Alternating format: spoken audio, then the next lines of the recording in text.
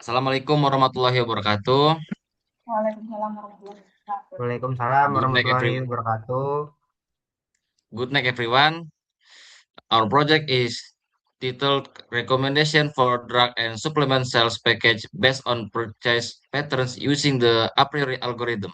Presented by Group 3, Mutia Afif Ramadhani, Nabilatus Salama, Nazwa Sabita Putri HI, and myself, Muhammad Kalamahdi Kamron, and Rafli Iqbal Maulana. Under the supervision of Miss Nirwana Hendriastuti, this is progress 2, and we are currently at 50% research progress.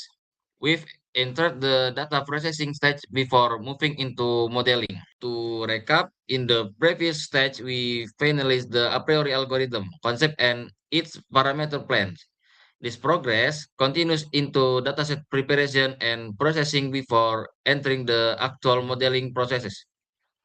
So we won't be repeating the theory from progress 1.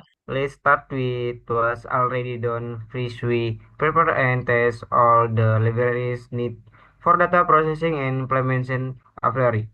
We use Pandas and NumPy for reading and processing the transaction data, Matplotlib and Seaborn for visualizing our ADA results.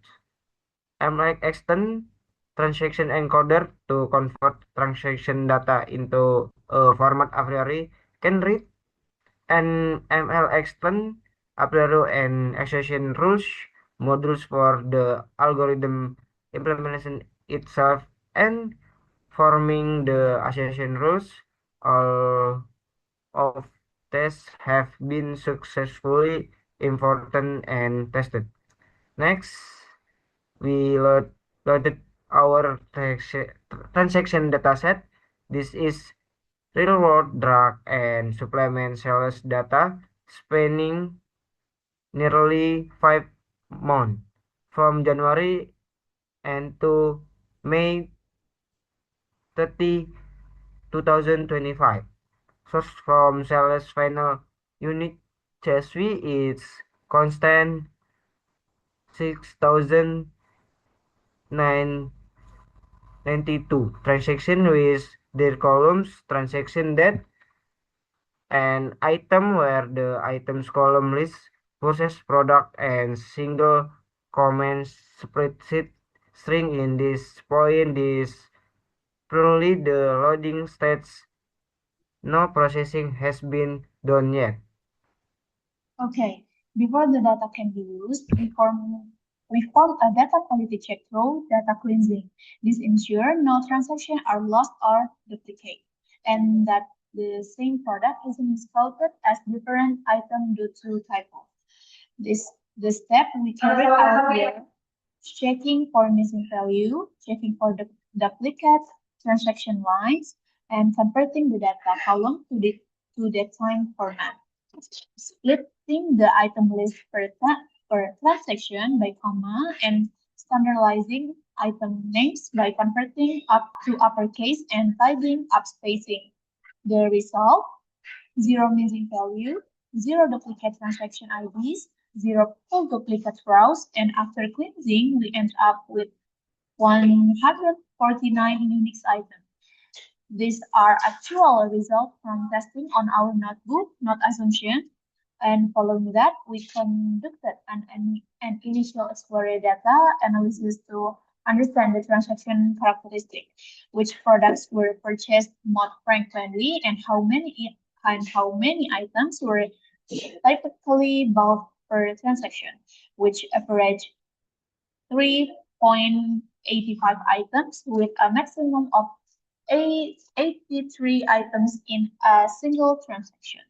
Next is data preprocessing. We converted the transaction data into a Boolean matrix using one-hot encoding via transaction encoder, so it can be read by the a priori algorithm. The follow is simple. Starting from the raw transaction data, we spread the item, encodes the transaction into one-hot format, and the data becomes ready for a priori. After this preprocessing, the resulting matrix has a dimension of 6,952 rows by 149 columns, each row representing one transaction and each column representing one of the 149 unique item where a true value means that item was present in that transaction. This data is now fully ready to be used as input for the a priori algorithm in the next stage.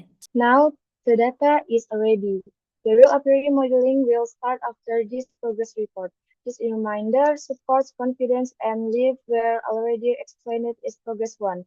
For this stage, our test plan uses a minimum support of 3%, a minimum confidence of 3%, and a minimum leave greater than 1.0.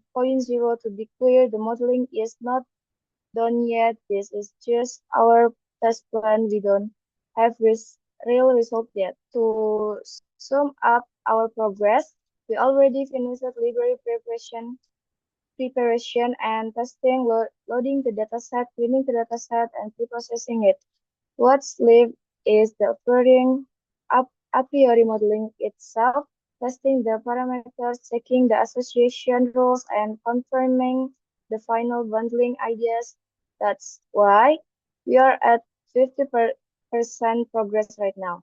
So, to conclude, at this halfway point, our data preparation is done. The data is clean and ready for the next step, which is a priori modeling. Thank you. We are over. Okay, that's all our presentation in this part. See you in our next part. Assalamualaikum warahmatullahi wabarakatuh.